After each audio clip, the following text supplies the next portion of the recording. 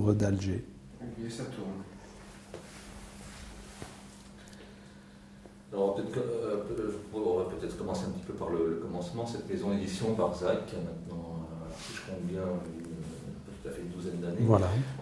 Quel était le projet au départ? Alors le projet à la création de la maison d'édition avec ma compagne, l'idée c'était de publier de la littérature parce que nous sommes toujours des passionnés de littérature d'abord. Et on était dans une situation à la fin des années 90 où la plupart des écrivains algériens étaient partis en exil, soit pour ceux qui écrivaient en langue arabe au Liban ou au Maroc ou en Égypte, et ceux qui écrivaient en français en France ou en Belgique ou au Canada. Et donc ils publiaient aussi dans ces pays-là et plus rien ne se publiait en Algérie. Mais quand je dis plus rien, vraiment plus rien. Et donc l'idée c'était de dire il y a un lectorat algérien et il y a surtout des écrivains qui sont restés ici en Algérie et qui nécessiteraient d'être publiés en Algérie. Donc ça, c'est vraiment l'idée de base. On a commencé par publier de jeunes auteurs vivant en Algérie, en langue arabe et qui écrivent en langue arabe ou en langue française et qu'on a publié. Le projet, ensuite, c'est évidemment développé dans d'autres directions et c'est un peu complexifié. Oui, donc il y avait en fait c'est une démarche un peu de résistance à l'ère du temps. Totalement, oui, à la base, vraiment, je crois bien que l'idée c'était vraiment, et d'ailleurs la création de la maison d'édition était un peu artisanale, pas très professionnelle, et c'était vraiment en réaction à une situation terrible, un peu apocalyptique, on avait l'impression d'être au cœur de l'apocalypse, et essayer de résister par nos petits moyens. Ensuite, on a essayé plutôt de réfléchir autrement et de développer la maison d'édition comme une vraie structure éditoriale, sans renier évidemment les idées de départ. Et vous avez trouvé donc des auteurs pour vous accompagner dans cette démarche qui n'était pas évidente. Voilà, exactement. On a trouvé des auteurs qui nous accompagnent d'ailleurs toujours 10 ans après et ils nous sont fidèles. On essaye de les accompagner encore. Donc des auteurs comme Mustapha Benfodil, comme Adlen Meddi, pour ceux qui écrivent en français, en arabe, Hamida Ayashi, Bachir Mufti. Donc des auteurs qui vivent encore ici en Algérie, qui publient, qui ont un lectorat. Et ensuite, par contre, on a essayé de développer d'autres choses. On a par exemple publié des auteurs algériens qui vivaient précisément à l'étranger, qui publiaient à l'étranger. On les a publiés en Algérie dans un mouvement, entre guillemets, de rapatriement de la production nationale, de ce patrimoine littéraire. On a développé ensuite des conventions avec des maisons d'édition étrangères, libanaises ou françaises, des coéditions. Enfin, après, le projet s'est un peu développé. Mais l'idée de base est quand même restée là. Et là, vous diriez quand même les temps ont changé? Oui, les temps ont changé, évidemment, 10 ans après. D'un point de vue de la situation politique, la violence politique, la guerre qui avait cours dans les années 90 n'est plus. Ça, c'est une évidence. Aujourd'hui, on est dans d'autres problématiques sociopolitiques qui sont connexes et parallèles à ce qui se passe dans le monde arabe, d'autres façons et d'une autre manière évidemment parce que la problématique algérienne est différente, mais on est dans une autre situation beaucoup plus stabilisée. En revanche, on essaye de travailler par rapport à d'autres défis, avec un autre environnement, d'autres problématiques, y compris, je dirais, d'autres problématiques artistiques ou littéraires. La production littéraire d'il y a 10 ans n'est pas la même que celle d'aujourd'hui, en termes de contenu et en termes de forme aussi. Alors justement, quand on lit vos plaquettes, voilà, des beaux livres, la meilleure littérature, je crois, et des essais, il y a une ligne directrice Alors, je dirais qu'il y en a une sans qu'il n'y ait une. La ligne directrice de base, c'est quand même que la littérature, ça reste le cœur de notre passion. C'est ce qu'on sait faire, c'est ce qu'on aime faire et c'est ce qu'on espère, c'est ce qu'on sait faire. Donc la littérature, c'est ce qui exprime l'imaginaire d'une société. Une certaine littérature, on ne publie pas tout. On essaye d'avoir, disons, une orientation. Je ne dirais pas qu'on peut nous catégoriser littérairement parlant, mais on essaie de publier de jeunes auteurs, ou en tout cas des auteurs qui expriment vraiment la réalité, le réel de l'Algérie d'aujourd'hui, qui l'expriment à la fois par le contenu, mais aussi, surtout, beaucoup par la forme. C'est-à-dire qu'on essaye d'avoir des auteurs qui inventent des nouvelles façons de parler de ce pays, qui en parlent sans tabou, des auteurs comme Mustapha Benfodil ou Adlen Meddi qui s'essayent dans le genre du polar, un genre qui est très rare dans nos pays. La littérature féminine avec Maïssa Bey ou Hajar Bali ou Kautal Adimi, une jeune auteure qu'on a publiée l'an dernier. Donc on essaye de rester dans cette ligne littéraire, d'imaginaire, toujours l'imaginaire un imaginaire qui est censé être subversif essentiellement. C'est-à-dire qu'on veut que nos livres soient du divertissement, qu'ils apportent du divertissement à nos lecteurs, mais qu'en même temps qu'il y ait une part de subversion et de contestation des différents ordres établis. Il y a une autre caractéristique tacite, si je puis dire, c'est qu'ils sont en grande majorité francophones. Alors notre production, plutôt je dirais aux 2 tiers francophones et un tiers arabophones. C'est un choix sans être un choix, ça s'est fait un peu comme ça, peut-être par inclination de langue naturelle, mais on publie de jeunes auteurs de langue arabe, voilà.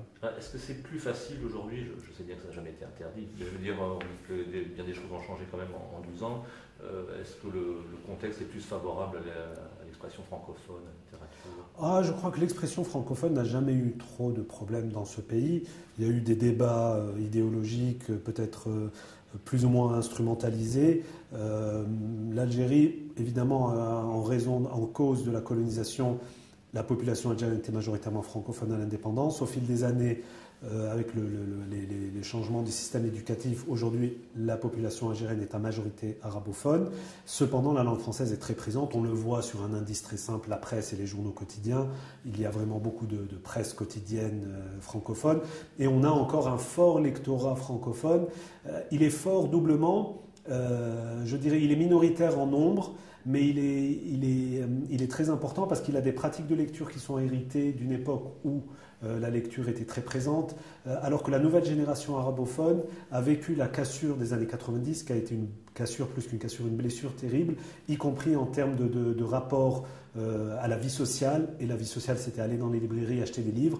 Il y a eu une coupure de 10 ans. Cette nouvelle génération ne fréquente pas trop les librairies, n'a pas ce rapport au livre, alors que la génération des francophones, disons les plus de 40 ans, ont un rapport au livre. Et donc ils constituent un pouvoir d'achat vraiment important en termes de livres. Donc le français, je ne dirais pas qu'il ait disparu totalement du champ social. Non seulement pas disparu, moi je veux dire simplement par là qu'il y a un moment où c'était politiquement plus incorrect d'écrire. Je dirais le français était peut-être moins bien vu. Ça. Peut-être au milieu des années 90, au plus fort de la guerre et du terrorisme et de l'islamisme. Oui, peut-être, mais vraiment, en tout cas, moi, je ne ressens pas du tout de pression par rapport à ça. Je crois que c'est une langue aujourd'hui très présente. Elle est très présente dans la vie quotidienne, mais avec un recul par rapport à cette langue. On n'est plus à l'époque de la fameuse déclaration de Kateb Yassine, le français comme un butin de guerre. Ma génération, personnellement, je ne le considère pas du tout comme un putain de guerre, je le considère comme un outil de véhicule de la vie quotidienne. Pardon, on va interrompre parce que j'y ai pensé tout à l'heure à éteindre mon téléphone.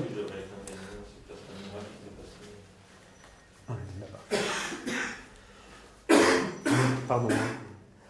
Allô ?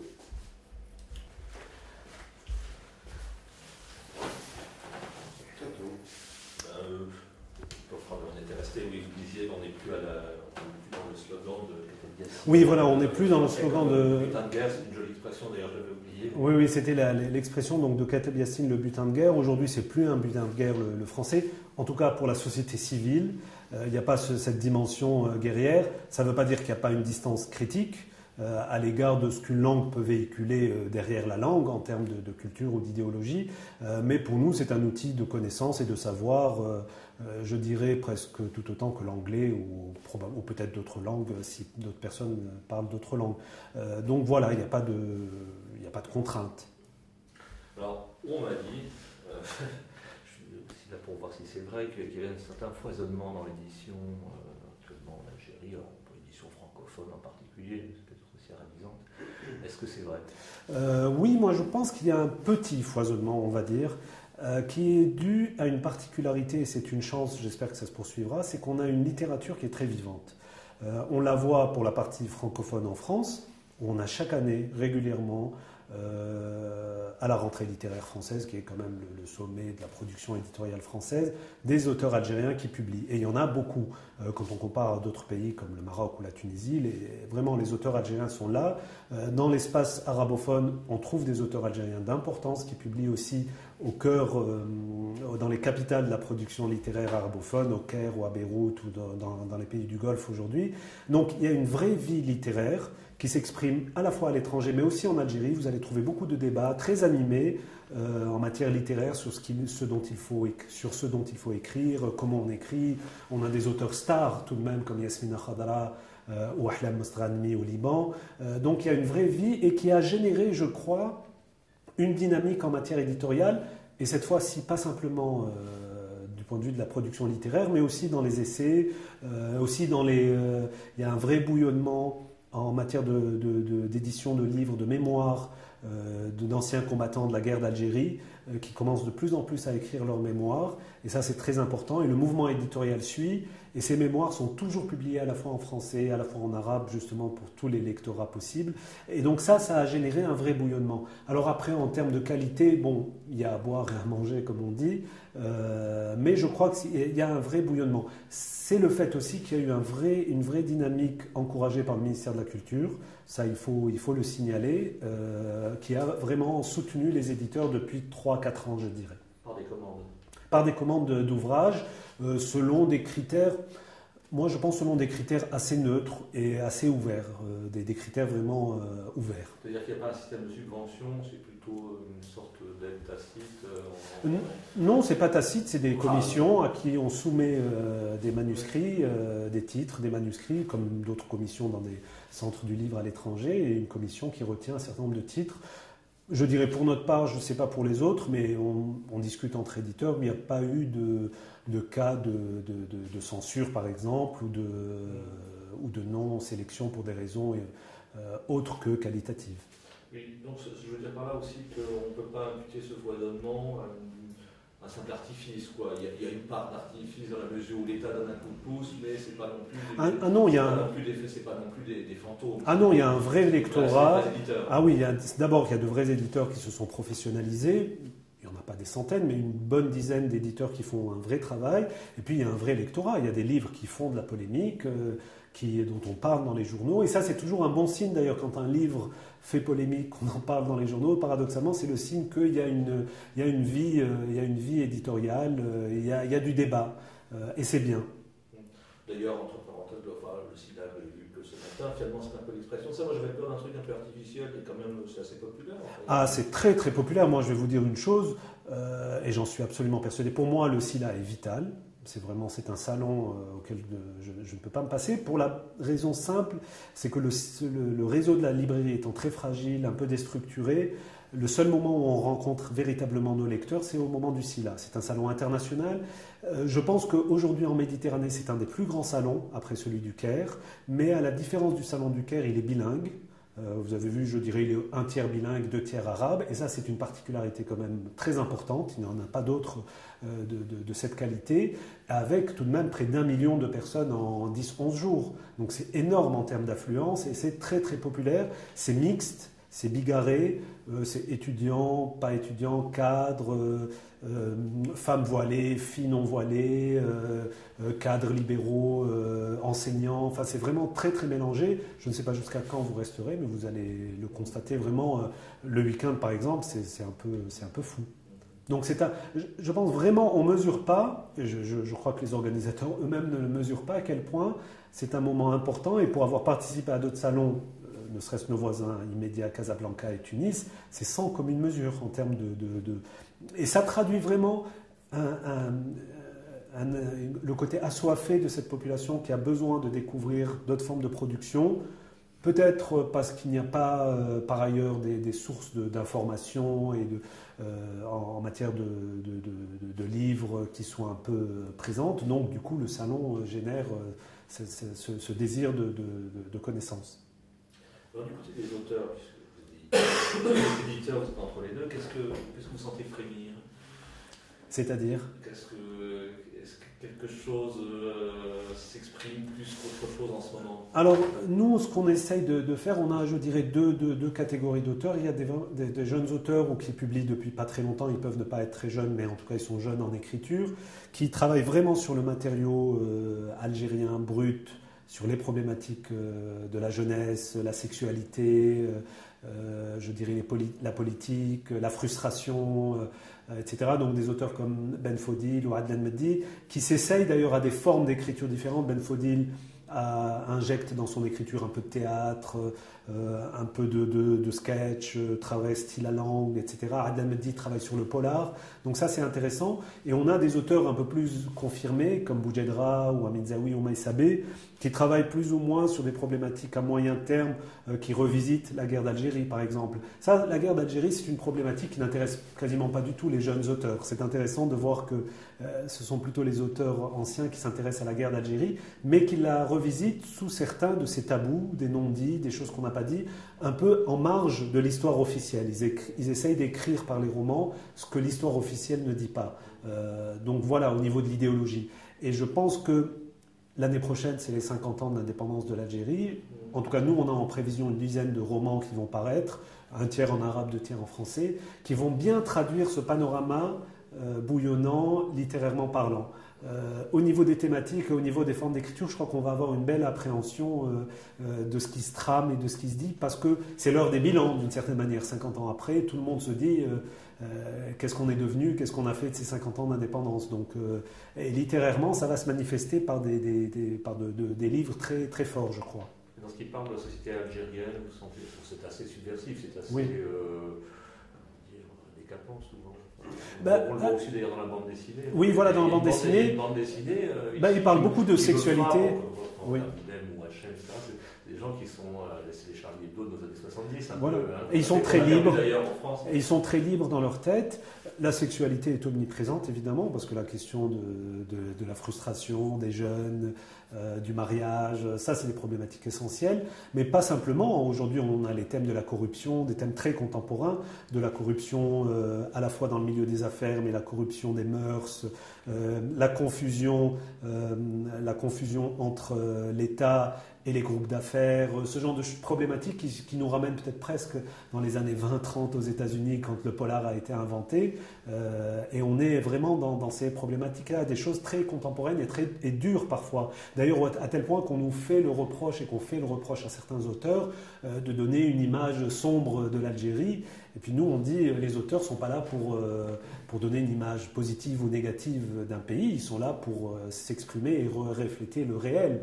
Après, les images positives, c'est les offices du tourisme qui la font. Donc, voilà. Alors, pour entendre de ça, vous ignorez la censure. C'est quelque chose de paradoxal, ce régime qui est quand même assez dur. Oui. On va se raconter des histoires, finalement, tolère aussi bien l'écrit.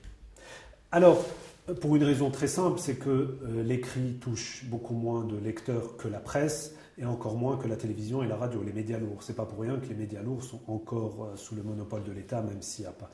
Il y a une loi, j'espère, qui passera bientôt pour libérer l'audiovisuel. Donc en termes de lectorat, c'est une espèce de pyramide inversée où les millions de téléspectateurs ou d'auditeurs de la radio deviennent quelques centaines de milliers de lecteurs de la presse quotidienne et deviennent quelques milliers de lecteurs de livres. Donc il y a ce principe de base qu'ils ont compris, qu'ils ont intelligemment compris. Mais aussi, je pense qu'il y a aujourd'hui, c'est un moment particulier où ils laissent faire tout de même, parce qu'ils ont besoin de soupapes de sécurité. Quand on est des régimes autoritaires, il faut fermer, mais il ne faut pas tout fermer. Je pense que si on ferme tout, ça explose à un certain moment. Donc ils ont l'intelligence de laisser faire la création, pas simplement l'écrit, le livre, mais aussi les artistes, les cinéastes. Ils laissent faire les cinéastes, qui touchent quand même beaucoup plus de gens déjà que nous-mêmes, ou même certains chanteurs de rap qui, eux, ont une vraie audience auprès de la jeunesse. Ils laissent faire. Je crois qu'ils ont compris qu'il faut quand même laisser s'exprimer les gens, enfin tout bêtement. Le jeu, je dirais que l'autoritarisme travaille surtout d'un point de vue politique, d'un point de vue des élections qui sont encore largement truquées, du point de vue, je dirais, de l'administration qui est fermée, qui est verrouillée. Je crois que là, c'est vraiment fermé. Mais du reste, par rapport à l'expression publique et la création, il laisse faire. On a une marge de manœuvre qui est une vraie marge de manœuvre. L'autre chose qui m'a frappé, on en restera peut-être là, c'est ce qui s'est passé dans le monde arabe. Il a l'air, alors c'est peut-être trop tôt, hein, mais on n'en voit pas la trace. On n'en voit pas la trace. Alors, on a dit, pour chaque pays qui subissait les révoltes et les révolutions... Je parle de traces écrites, dans la littérature. Oui, je crois que c'est un peu trop tôt. Pour ma part, en tant qu'éditeur, je ne pense pas être en mesure de publier aujourd'hui quelque chose sur le monde arabe. C'est vraiment trop tôt. Les parutions qu'il y a eu, quelques-unes en Égypte, au Liban, déjà en Tunisie et en France, par exemple, me semblent un peu prématurées. Mais j'espère qu'il va y avoir des choses. À l'occasion du Salon du Livre, il y a un grand colloque qui est organisé sur les révoltes arabes à partir de la semaine prochaine. Demain démarre un colloque organisé par Al-Watan aussi sur le printemps arabe. J'imagine que ça va générer de la production écrite, que ce soit d'actualité pure en termes, c'est-à-dire journalistique, ou même un peu plus académique, universitaire, en sociologie par exemple, en anthropologie. Mais ça va venir inévitablement. Ce n'est aucunement tabou, c'est quelque chose qui bouillonne pas mal. Ah, complètement, tout le monde en parle. L'Algérie est au cœur de cette révolte arabe, simplement en raison de son histoire lointaine et récente surtout. Ça ne s'est pas traduit de la même manière que dans d'autres pays. Ça ne s'est pas traduit aussi parce que l'Algérie a une aisance financière qui lui permet de juguler ça socialement parlant, mais c'est inévitable que ça se traduit. Évidemment, tout le monde ne parle que de ça, donc ça se traduira forcément par des écrits. On va rester là. Merci beaucoup. Merci à vous. C'est marrant d'ailleurs que j'ai choisi